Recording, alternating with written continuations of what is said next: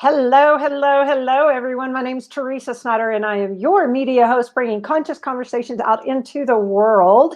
And I'm super excited to have Chris Salem here. He has been a guest before. We've met in person. I just think he's such a phenomenal businessman and just genuine person. So please, everyone, welcome. And Chris, please give us your intro. Well, thank you so much, Teresa. It's a pleasure to be here. Well, I'm a business influence strategist. So what that means is I work with entrepreneurs and business leaders, including sales professionals, and how to build and sustain their brands by teaching them how to raise their level of influence.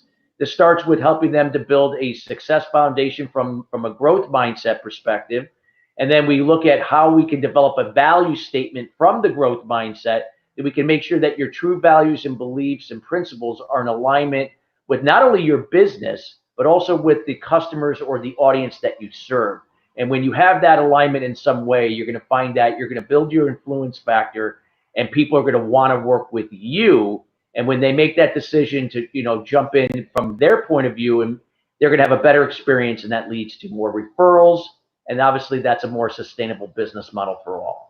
Wow, that is so good. I love it. And so what I'm hearing is the value and also the growth mindset. And so I'm curious, how long have you been in this space of being an influencer or entrepreneur helping businesses grow? Well, in terms of business, I've been doing this for about 25 years. Now, in terms of the coaching end of it, so to speak, it's only been 8 years, even though that I played a role as a leader, both leading companies and then also working for companies way back in the day, where I did wear the coach's hat. So I always had the coach in me. It was always just something that came naturally, but I didn't really embark on it as a full-time career as an executive coach until about 8 years ago. Wow. Well, 8 years. 8 years is a pretty lengthy amount of time. I guess it is. Yeah, I guess it is.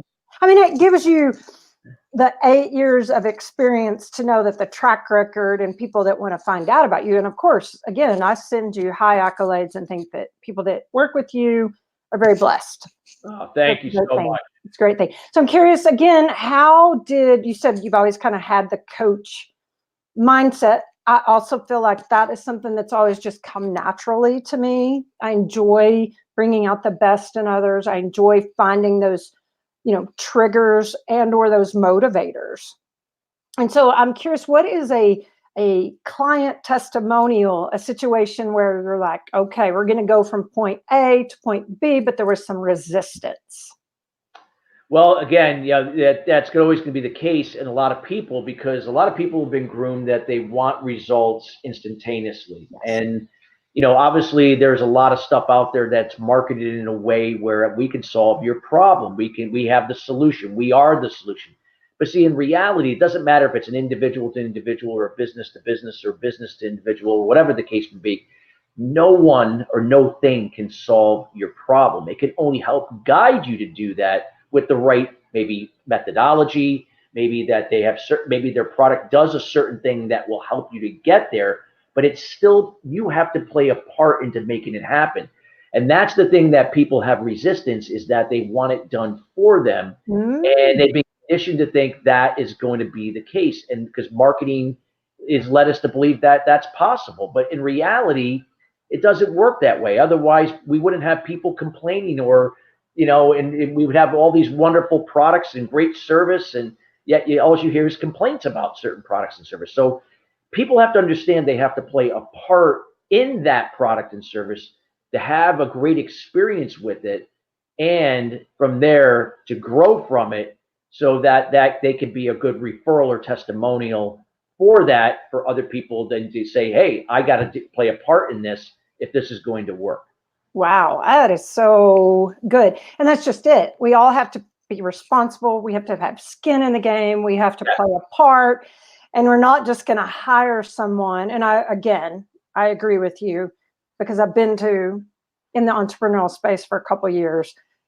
It's at times I've been misled and or chose something that I thought, yeah, sure, I'm going to believe that particular solution. And for whatever reason, it went awry.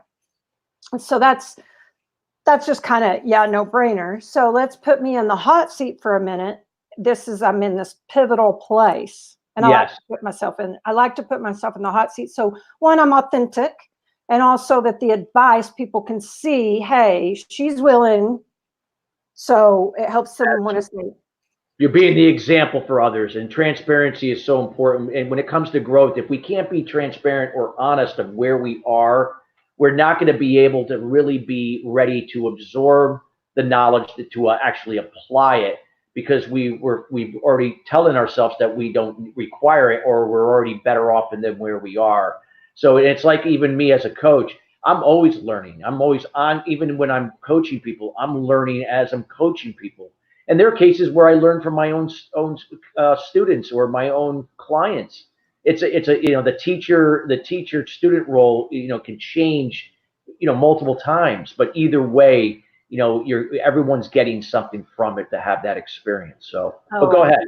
Yes, no, it's great. And it just happens to be that I spoke at a medical luncheon today, and I was talking to them about diabetic education of all things, because health and wellness is my background. Yep. And I was letting them know certain personalities and triggers, even in the world of diabetic education, because they're wondering, why do I not feel good? Why am I still overweight? And it's just like, I got to put on the teacher hat. I got to put on the, let's work this out. Let's talk about just ideas and suggestions. So it's kind of fun. So that being said, I love that. And so for me, being in this pivot, the number one thing is there's this pay to play mentality. And I'm curious, what is your philosophy? And you might want to describe what that is too. Yeah. I mean, there's always a place for everything. So I'm not here to say one way is not good and the other way is. It really comes to the eye of the beholder. However, I'm from the old school. I mean, and again, if it makes sense where this could be something that could actually position you to help you do that, and you've done enough due diligence, and I say, okay, that might maybe work. Now, for my end of it, I've been speaking for about 20 years, even prior to even me doing what I do now in the industries that I served at that time. Primarily at that point was aviation. And I never had to pay for anything. So it was either I got paid, or at the very least, I spoke for free, knowing that either I'm doing it for experience, I'm doing it for exposure, I'm offering value to that person because it's helping give that value. Most likely, those people had paid to be there to the organizer. So I didn't have to pay. And then knowing that I could monetize it on the back end, either through consulting, coaching, and so forth. Now, the pay-per-play model is that you got to analyze it and see what impact is that going to have on for you, because in most places, like if you speak for an association or an industry, for a company, you're not going to have to pay to speak to them. Most likely a company is going to pay you, or an association or industry event will pay you, or at the very least, you'll speak for free. That wouldn't be the case. Now you got to ask yourself, the places that you're paying, what is it going to do to provide me what I'm looking at? Well, how is that playing to my values and principles? What are my objectives? And does that align in a way that it's going to help lead me towards achieving those objectives? And if they do, then you just, it's like doing some math, and taking that calculated risk to say this could be worth it. Or you might find out that through it all, hey, maybe it's not. Maybe this is how the organizer makes their money. They don't make the money on the attendees. They make the money on the speakers. So you got to be careful with that. So again, I'm not here to say one way or the other is not a good way, but again, you have to make sure, does it align with my objectives so that I can be a better service to the people that are going to find value in what I do. So, you want to try to benefit all sides, but if it's not benefiting you and it's money out of your pocket, and it's, yes, you get exposure, but it doesn't really going to really do much, then it's probably not the thing to look at. Right. Well, and thank you for that. And I agree that it is in the eye of the beholder. And, and I'm very forthcoming when I tell people that I come from a corporate sales background. Yep. And transitioned into being a lifestyle entrepreneur, health, wellness, coaching, and things of that nature. So the next step for me is, okay, what now? And I think drilling down and finding out, and I'm curious what you would say about finding a niche or a niche. It's a pretty broad question, broad statement, but I'm curious, what would you say about that? Well, what I would say for Teresa in that situation is that you already know what you're good at, right? You're a health and wellness expert, and you obviously have a corporate background and you know corporate wellness and all that. So it's really getting a firm understanding of not only what your strengths and talents are, but also understanding what your weaknesses are. So you're not spending more time in that and looking for systems or resources that will help offset those weaknesses if they're required to do what you're trying to do.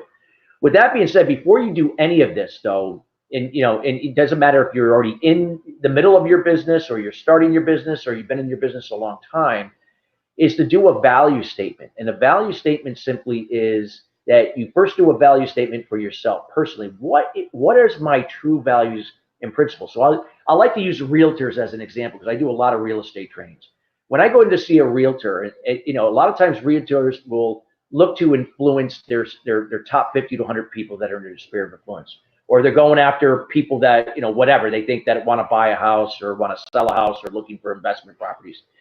They think it's what they do or what makes them unique is what's going to get them the business, and it's actually the contrary. It's not true.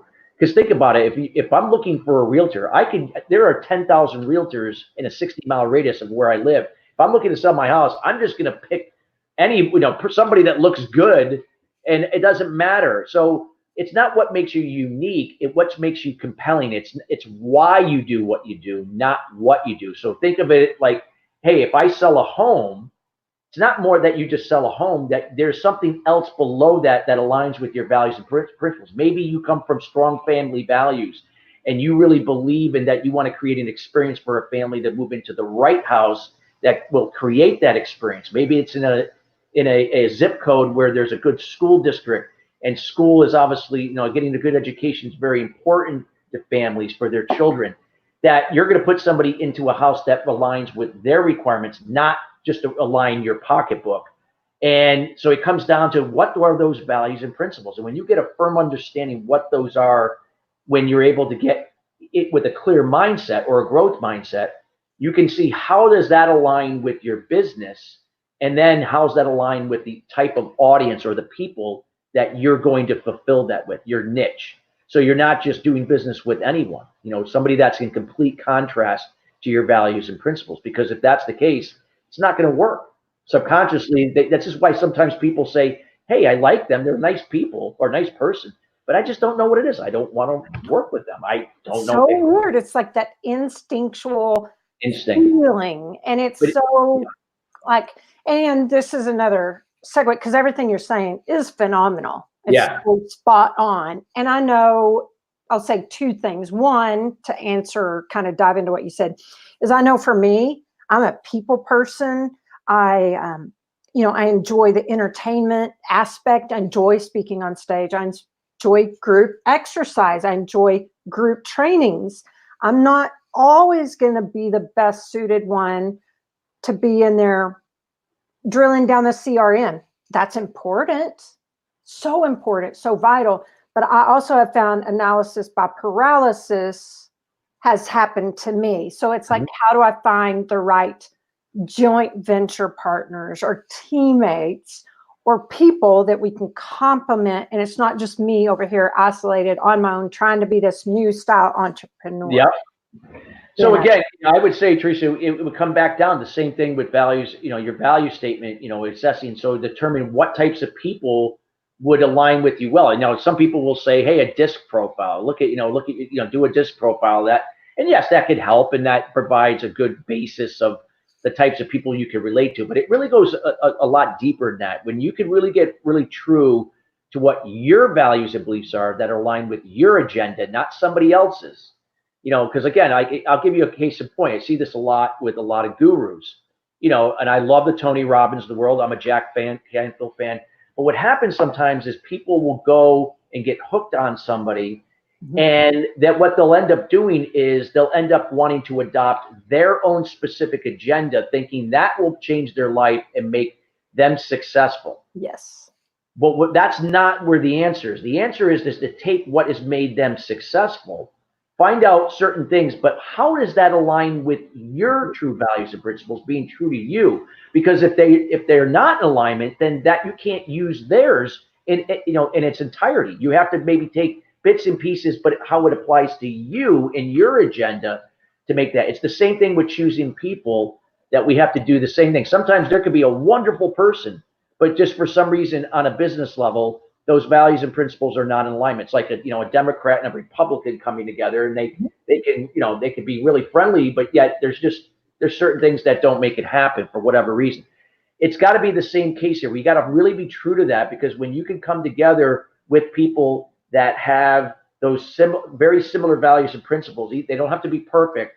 That's where things can really work from a collaboration standpoint. And what's nice about that is this way you don't limit yourself, because sometimes you may think right off the bat, oh, that's somebody I would never, work with. But then you come to realize when you do your value, and wow, maybe I was wrong. Maybe this is the perfect situation, and I didn't even see it. So these are the things that we never want to assume and speculate. We just want to do the best we can to, make sure that we're being true to our values and principles, why we do what we do, not what we do, and is it really aligning with our agenda, not somebody else's, and finding where that complements others, and that way we can work interdependently versus codependently effectively in an effective way. That is really, all of this is such good. And what I want to ask you is, what is your value statement? So my value statement is, I'm transparent. So I look, my value statement is I give without expectation and I receive without resistance. So that's a statement I live my life by in terms of value, meaning that I'm not giving away the farm. I'm not saying, hey, I'm everything I'm going to give you is for free. I give without expectation, where if I can give value and that value can help somebody to take initiative and empower them to do something with it, then great. I'm not expecting anything in return. However, when it does come back from somewhere else, yes, I am open to receive. I don't resist. So it's like if I gave to you and I gave you like a 2 hours worth of value, and you said, Chris, this is awesome, thank you, and I didn't ever hear from you again, well, fine, I'm wishing you the best, but knowing that, let's say if it came back from somewhere else where I didn't even anticipate, I'm going to receive. But that's how the laws of prosperity work. So that's a value state. That's a value, well, one of a couple things that I live by, and transparency, integrity, and honesty. It play, or all those attributes that play into that to really make my business thrive. And it's all by, again, just by influence. I'm empowering people to draw their own conclusion off the information that I'm putting out there, either through posts, through you and I talking here, when I'm on stage, if I'm on a radio show, or whatever the case may be. I'm not saying what I'm saying is right, and I'm not being righteous. I'm just putting that out there to empower you to draw that conclusion, what that means to you. And if there's alignment, hey, we can work together, either as a business partner, or you might coach with me, or whatever the case may be. That's how I operate. That's my value. I love it. I love it. And I know that whenever we determined we were going to be doing this interview today, I thought it was fun for me to literally kind of go through and tag or comment about who I think men are that are, and it's just an observation that I love it when men are starting to look at honesty, integrity, transparency, these different things. Now, I'm not saying they haven't always been that way or what. And I can honestly say I wasn't always all that way. I was, matter of fact, the complete opposite 20 years ago. I was a mess and, living a lie. Yeah. If you like, well, I mean, that's what prompted, the book I put out 3 years ago, Master Your Inner Critic, Resolve the Root Cause of Great Prosperity, documents some of my story in there. Again, I lived from limited beliefs. I lived to other people's agendas. In this case, it was my father's, and I was, doing things for all the wrong reasons, not for what was right. And because I couldn't get out of my own way, I gravitated towards certain habits that were not serving me right. I led to addiction. I had struggled with sexual addiction. I was unfaithful. I struggled with bouts with drugs and alcohol. Even while I was a bodybuilder and I looked healthy, I really wasn't healthy inside. Up here, or even physically, it just looked like it was from the outside.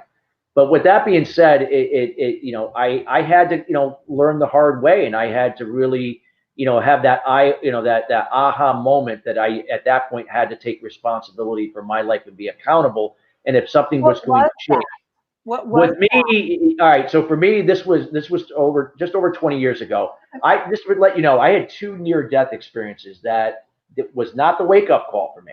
You would think that would be the wake-up call. Believe me, I've told my story, and there's some stuff where I'm like, I cannot believe I did not get it together after that specific scenario. It was not the case, but what the wake-up call for me was my father. See, my father was the root cause to my limited beliefs. I did not have a relationship that I had desired with my father. He was emotionally checked out, emotionally unavailable. I didn't have a role model.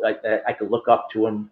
And obviously I grew up an angry young man. And as a result of it, I saw that my father, in the last 2 years of his life, he tried to make an attempt to kind of rekindle that, kind of like cats in the cradle type of thing, right?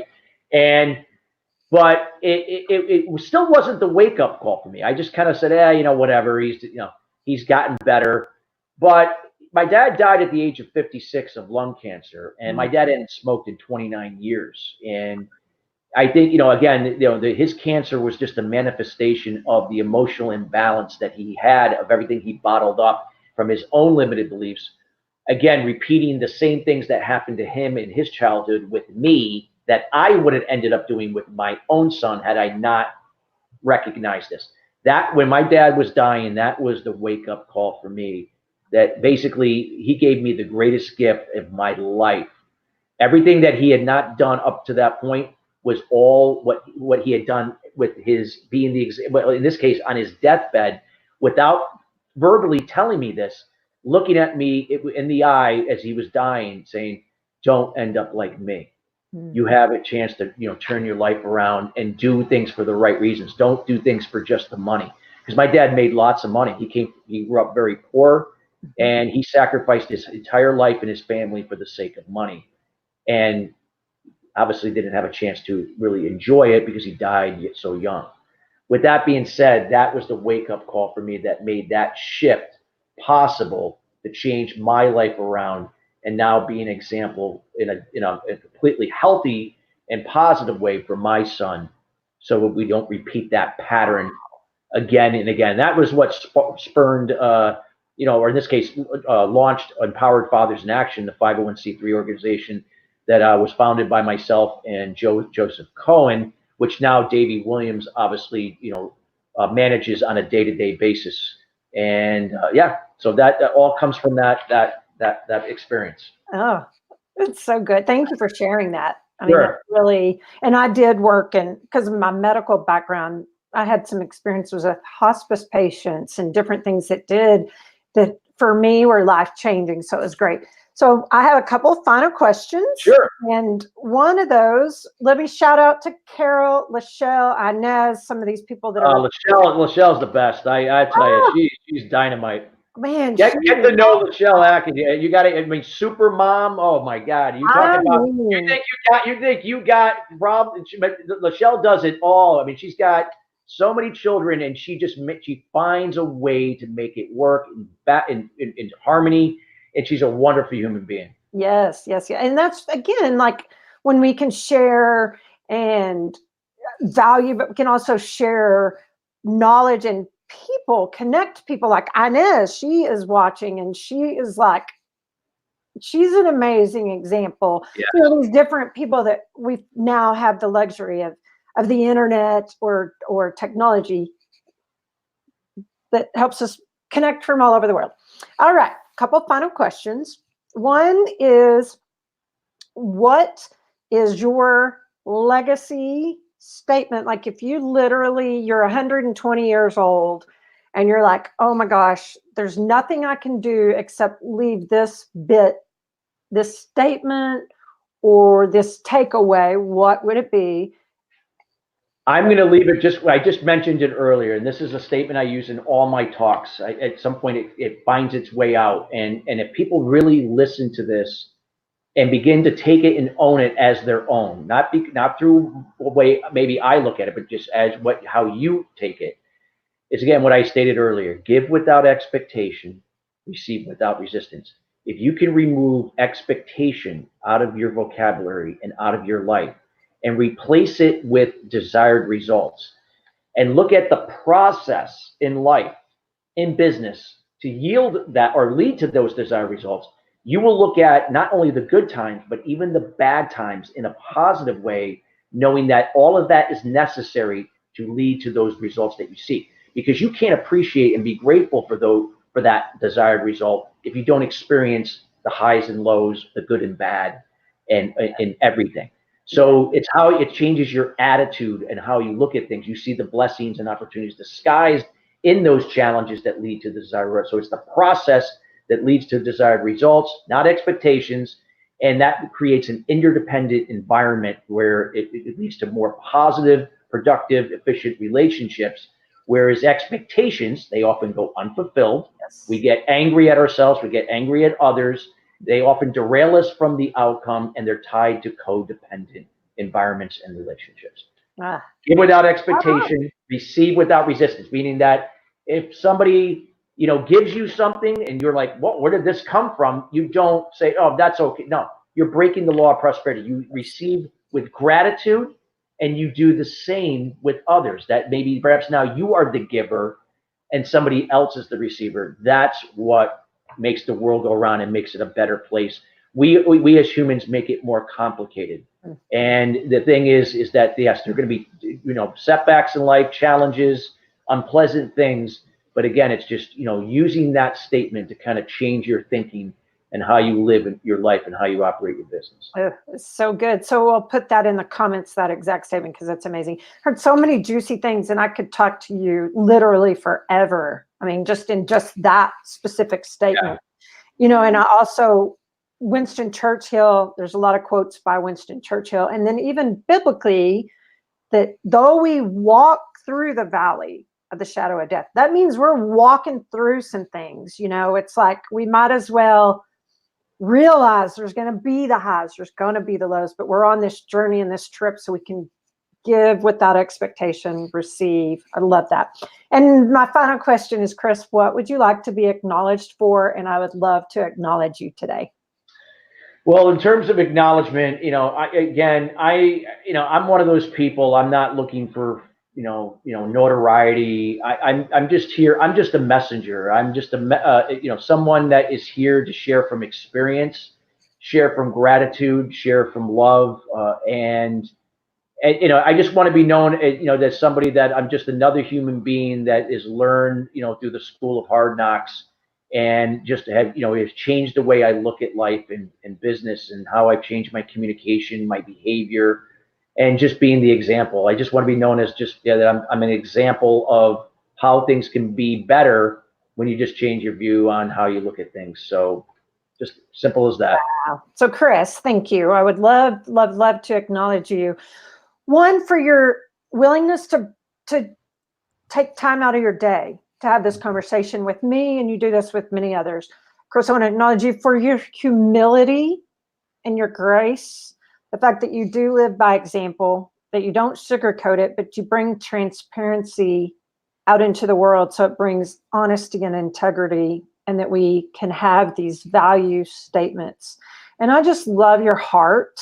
I love who you are, and I love getting to know you more and more and follow you and see what you bring to the world. It's a blessing, and I really appreciate you being here today.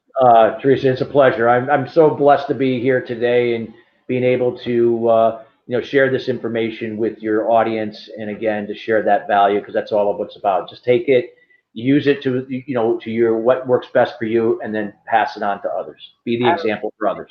Love it. Well, my name is Teresa Snyder. I happen to be in Texas today. My guest, Chris Salem. You guys, how can they get a hold of you?